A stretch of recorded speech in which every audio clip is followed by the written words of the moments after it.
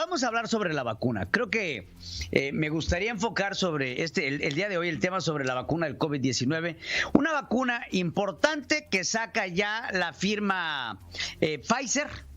Una vacuna que México, por cierto, también tiene comprada. Una vacuna que tiene, vamos a hablar de los, primero que nada, la información que nos da la FDA. Y dice la FDA, y lo leo a texto. El reporte de la FDA, que es el Food and Drug Administration, indica que la protección inmunológica contra el COVID-19 es fuerte aproximadamente a partir de los 10 días de la inoculación, desde la primera dosis que se aplica con 21 días de diferencia una segunda dosis. Entonces, ponga atención. Si a usted hoy, que va a empezar el proceso de vacunación en algunos lugares de la Gran Bretaña, en Estados Unidos empieza el sábado, en México ya también empieza pronto. Si a usted lo vacunan, a partir de ese día tiene usted 10 días en los que se debe de seguir cuidando. No crea que porque lo inyectaron, entonces ya, vámonos a bailongo. No. Tiene 10 días y a partir de esos 10 días, en el 11º empieza una protección mucho mayor. Efectos adversos. Acuérdense una cosa, señores y señores. Las vacunas están hechas en base a la enfermedad. Por lo tanto, es la enfermedad. Entonces, ¿cuáles son los efectos adversos más comunes? Primero que nada, una reacción en el lugar de la inyección.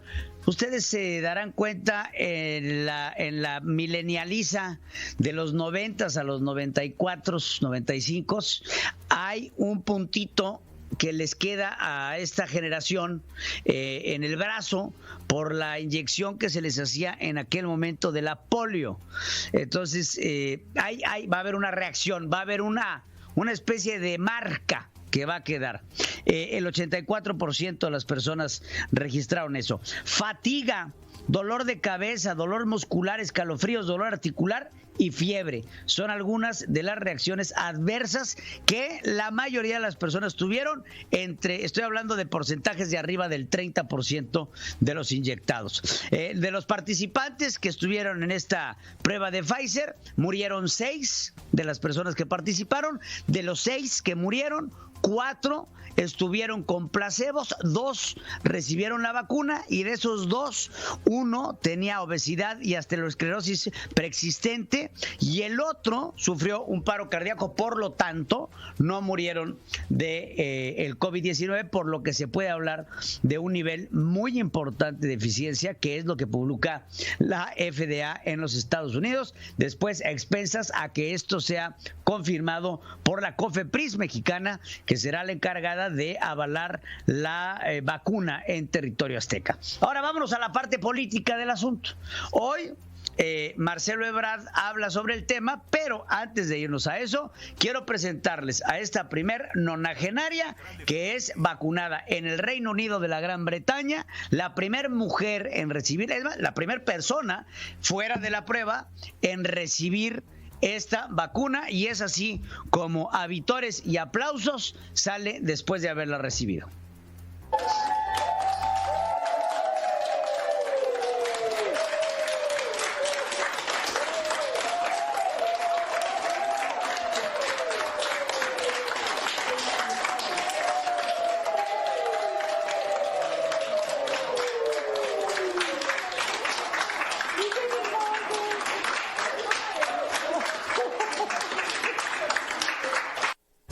Bueno, ahí está esta mujer de 90 años que recibe, pues qué bonito, ¿no? Digo, otra cosa que quiero platicar con ustedes es que sepan una cosa.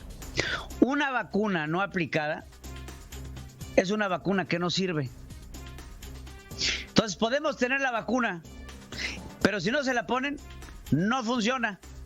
Y entonces vamos al siguiente paso. México canta victoria, en voz del secretario de Relaciones Exteriores, Marcelo Ebrard Casaubon, que el día de hoy llega con el presidente de México y le dice lo siguiente. Hay 34.4 millones de dosis, es lo que firmó el doctor Alcocer.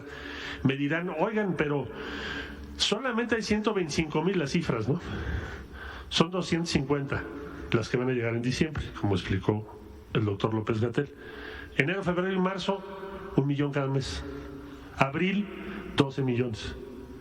De nuevo, en abril pues va a haber más producción, por eso los números crecen. Pero lo importante era empezar en diciembre. Si no, no estaríamos escuchando el plan de vacunación el día de hoy. Y eso es un gran logro de México. Termino diciendo, dijo el presidente, estamos adelantándonos para ser de los primeros en contar con la vacuna, que se va a aplicar de manera universal, es decir, a todos. Es un derecho de todos los mexicanos, es para toda la población de manera gratuita. Así lo dijo el presidente López Obrador.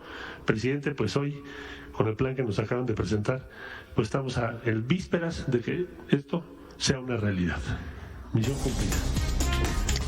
Misión cumplida, señor presidente. Misión cumplida, le dice Marcelo Ebrard, un hombre cuya franca obesidad no lo permite ni hablar bien. Está hablando y se le ve el aire. Eso es porque estás gordo, Marcelo. Digo, nada más te lo pongo sobre la mesa, ya que tienen tanto afán de regular los alimentos ultracalóricos, ¿no? Entonces hay que bajarle a la garnacha, Marcelo. Por un lado. Por otro lado, ¿misión cumplida de qué? México va a tener un reto muy importante. La vacuna de Pfizer necesita de ultracongelación, lo que significará temperaturas por debajo de los 70 grados centígrados. Un refri, un congelador normal, el de su casa, tiene una congelación máxima de -8. Así ya, qué bárbaro, ¿eh? El conge, -8. Es ya le estoy hablando de ese grandote donde le echamos la carne. Ese tiene -8. Un refri normal tiene -5. La vacuna requiere de -70.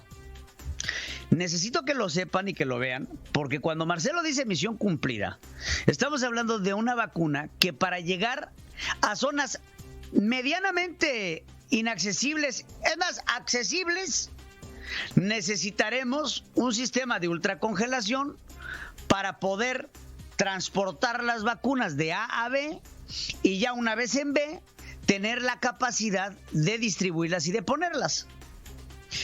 México va a enfrentar muchos retos.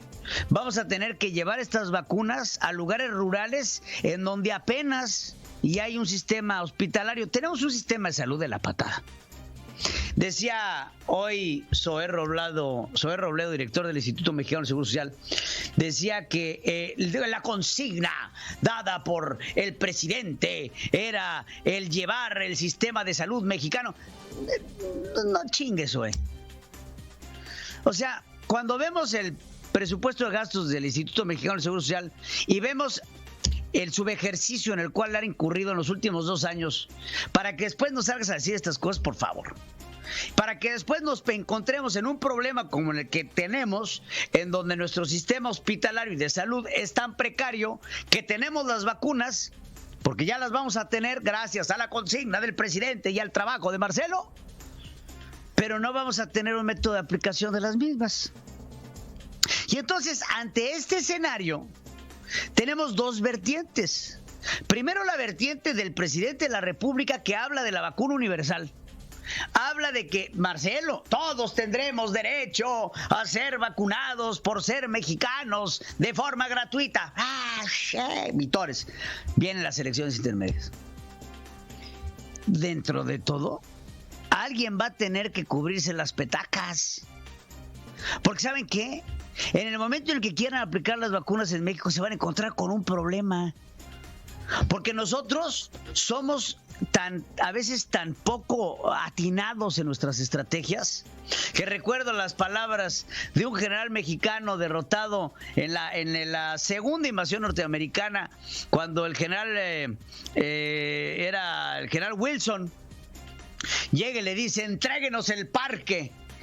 Y le dice: si tuviéramos parque, usted no estaría aquí, mi general. Y la verdad es que sí teníamos parque, pero no era del calibre de las pistolas de los mexicanos. Y eso pasa en México. Tenemos la vacuna. Vacuna hay. Ahora, capacidad para poner la vacuna, esa harina debe costar. Y entonces tiene que salir Hugo López-Gatell, encargado de la pandemia, a cubrirse las petacas y a decir lo siguiente. No es indispensable tener vacuna para que se regrese a las escuelas. ¿Ayuda? Sí, claro que puede ayudar, pero no es indispensable. Hemos considerado ya, llevamos meses trabajando en esto, las condiciones de seguridad sanitaria que permitirían retornos, desde luego cuando el riesgo disminuya, no cuando estén en riesgo alto los estados y los municipios, pero conforme el riesgo disminuye se puede empezar a incorporar ahora mismo justo en... Entonces Hugo López-Gatell dice, no es indispensable. O sea, tenemos las vacunas, pero que necesito que sepan que las vacunas no son indispensables. Estaba hablando del regreso a clases, pero al no ser indispensables para que los niños regresen a clases, pues no será indispensable para nada. Entonces, ¿para qué estamos haciendo tanto argüende? O sea, el mundo completo está abocado a sacarse de la punta del pantalón una vacuna para curar el COVID-19 y el encargado de la pandemia en México dice, no es indispensable. No es necesario. Así como el cubrebocas, que fue la estrategia mexicana, así como el programa Centinela, que fue la estrategia mexicana, en donde los reportes entre muertos, infectados y fallecidos por esta razón no corresponden con la realidad. En donde lo que se ha exhortado a los mexicanos es a no utilizar cubrebocas. ¿Para qué? Porque te da un falso sentido de protección. Por lo tanto, la vacuna, que tampoco es indispensable, te da un falso sentido de protección. Y bajo los números, la instrumentación y lo que va a pasar en México, conforme a los números que estamos viendo, México va a llegar a finales del próximo año. En una lógica matemática, no quiero que piense que lo digo yo. En una lógica matemática, México va a llegar a finales del próximo año con 1 millón de fallecidos por COVID-19. ¿Por qué? Por la incapacidad del gobierno de componerlas en el aire. Porque ahora nos tocó, a todo el gobierno del mundo, nos tocó componerlas en el aire. Fíjense, hoy estaba viendo aunque no lo crean, tenemos un secretario de salud, creo que se apellida Alcocer. No, poco sabemos del septagenario secretario, pero creo que por ahí de repente aparece. Y apareció Jorge Alcocer a hablar sobre un tema importantísimo en el uso de los ventiladores. Imagínense los ventiladores, Entonces, esos ventiladores que Marcelo Ebrard blochó para conseguirlos. Bueno, esos ventiladores que nos vendió el hijo de Manuel Bartlett y que nos los vendió arriba del $1,000,000 el ventilador, y que después, gracias a la labor de Inmeréndira Sandoval y al reclamo de la prensa, le cancelaron el contrato que después le asignaron por otro lado. Bueno, tenemos ventiladores. Para poner el ventilador, comprenderá que no se pone así a la y se va, uyuyuy. Porque pues de por sí está gacho, ¿no? Uno no está pudiendo respirar y después te meten el ventilador así a la de Juan Escutia, pues no. Pues no hay anestésico para usar los ventiladores. Entonces tenemos los ventiladores, pero no tenemos forma de ponerlos porque el anestésico que se utiliza para poner los ventiladores está escaso. Oiga, pero ¿por qué este escaso? No, lo que pasa es que pues, todo el mundo está usando el anestésico. Entonces, ¿de qué chingada nos sirve? Perdón, ¿qué nos sirve tener los ventiladores si no tenemos forma de utilizarlos? No tenemos gente capacitada para ponerlos.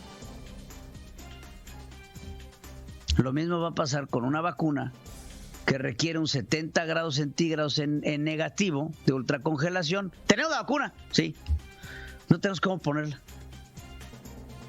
¿Tenemos? No. Les recuerdo el dicho del general: entréguenos el parque.